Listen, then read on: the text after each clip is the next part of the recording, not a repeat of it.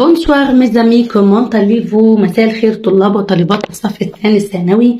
النهارده ان شاء الله احنا في المرحله الاخيره، يعني اخر درس في المنهج معايا بنبدا فيه. يلا بسم الله.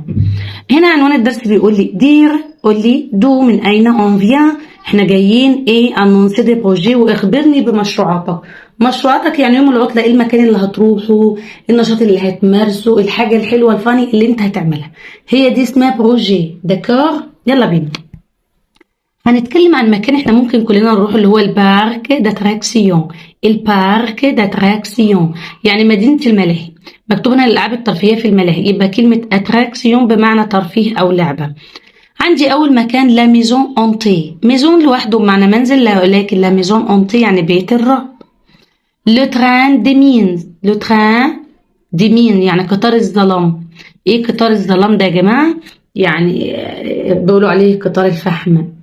يعني بندخل مكان بنطلع كلنا متهببين اسود كده.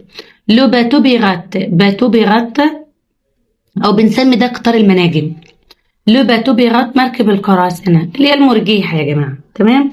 عندي لي مونتاني روس، لي مونتاني روس قطار الموت، اللعبة الخطيرة جدا. لي مونتاني روس قطار الموت. عندي لو توبوغون، توبوغون اللي هي الزحليقة، لو توبوغون اللي هي الزحليقة. لا بوتيك دو سوفونير، لا بوتيك دو سوفونير محل هدايا بيكون هناك، مثلا بشتري منه اي هديه انا عايزها او اي حاجه عجباني.